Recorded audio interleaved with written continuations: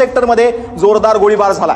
तर पाकिस्तानच्या गोळीबाराला भारताकडून जोरदार प्रत्युत्तर देण्यात येत आहे। पूंछ, राजौरी, नौशेरा या सेक्टरमध्ये पाकिस्तानकडून जोरदार गोळीबार नागरी वस्त्यांना लक्ष्य करण्यात येत आहे। तर भारतीय सैन्य देखील आता पाकिस्तानला गोळीबाराच्या माध्यमातून, तोफांच्या माध्यमातून जोरदार प्रत्युत्तर देत आहे। पूंछ सेक्टरमध्ये जोरदार गोळीबार सुरू असल्याची माहिती मिळते। या गोळीबाराला भारताकडून चोख प्रत्युत्तर देण्यात येत आहे। पूंछ, राजौरी या विविध भागांमध्ये पाकिस्तानकडून नागरी वस्त्यांवरती गोळीबार केला जातोय। पूंछ सेक्टरमध्ये जोरदार गोळीबार जो आहे तो पाकिस्तानकडून करण्यात येतोय। नागरी वस्त्यांना लक्ष्य करण्यात येत आहे, परंतु भारत कुठेही कमी पडलेला नाही। भारतानं संपूर्णपणे जे आहे ते चोख प्रत्युत्तर दिलंय। तर भारतीय हल्ल्याला आतापर्यंत 5 विमानं जी आहेत पाकिस्तानची ती नष्ट करण्यात भारताला यश आलंय।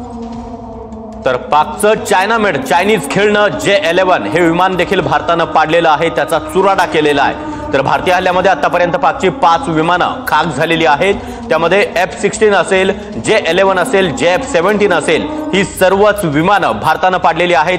ही विमानं आपण पाहतो आहोत, JF-17, JF-11, F-16 हे महत्त्वाचं विमान अमेरिकेनं हे विमान पाकिस्तानला दिलेलं होतं। मात्र या विमानाचा फक्त दहशतवादाविरोधातच वापर केला जावा असं अमेरिकेनं करारामध्ये म्हटलेलं होतं। मात्र असं असलं तरी हा करार मोडत पाकिस्ताननं भारताविरोधात या विमानाचा वापर केला। त्यामुळे आता अमेरिका पाकिस्तान विरोधात काय कारवाई करतं, काय पावलं उचलतं हे देखील पाहणं महत्त्वाचं आहे।